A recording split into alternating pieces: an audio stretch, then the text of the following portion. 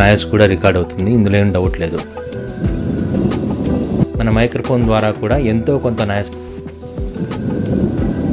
ఏదైనా audio record చేస్తే అందులో ఖచ్చితంగా నాయిస్ కూడా రికార్డ్ అవుతుంది, ఇందులో ఏం డౌట్ లేదు. అందుకే నాయిస్ క్యాన్సిలేషన్ కోసం ఎవరైనా ఏదైనా ఆప్షన్ మైక్రోఫోన్లో ఉంది అంటే ఇలాంటి నాయిస్ క్యాన్సిలేషన్ ఆప్షన్ ఉందో లేదో చెక్ చేసుకుని మైక్రోఫోన్ తీసుకోవడం జరుగుతుంది.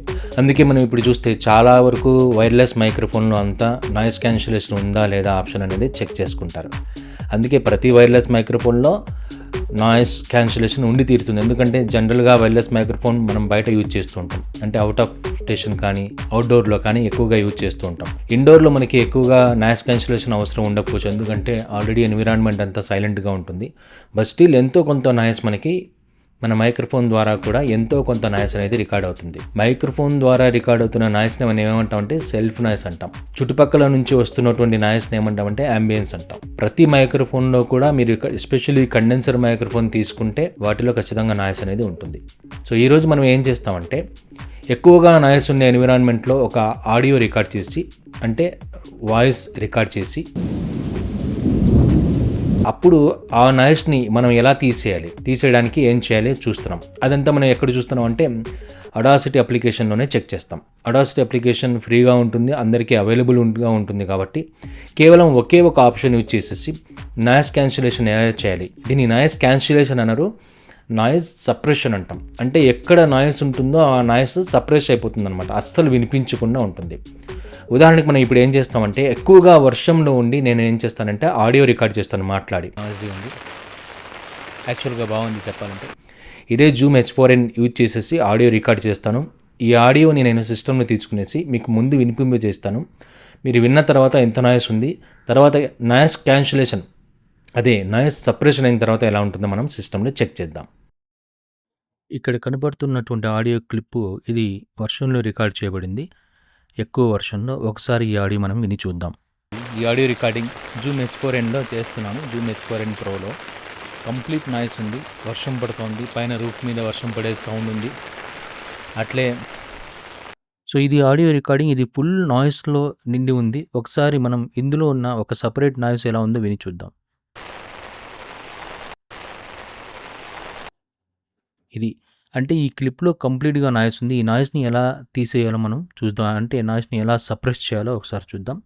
మనం అడాసిటీలో ఏం చేయాలన్నా కూడా ఆప్షన్స్ సెలెక్ట్ చేసి యూజ్ చేయాలంటే ఫస్ట్ క్లిప్ మనం సెలెక్ట్ చేసుకోవాలి. ఇక్కడ క్లిక్ చేస్తే సెలెక్ట్ అవుతుంది, లేదా అంటే మనం ఇంకొక చోటు నుంచి కూడా సెలెక్ట్ చేయొచ్చు, కంట్రోల్ చేయొచ్చు, లేదా ఈ సైడ్లో కూడా మనం క్లిక్ చేయొచ్చు. ఇప్పుడు చూడండి, ఈ సైడ్లో కూడా క్లిక్ చేస్తే సెలెక్ట్ అయిపోతుంది.